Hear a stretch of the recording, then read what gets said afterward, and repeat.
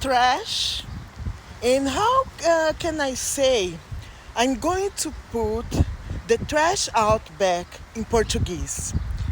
You can say, você pode falar, eu vou colocar o lixo lá fora.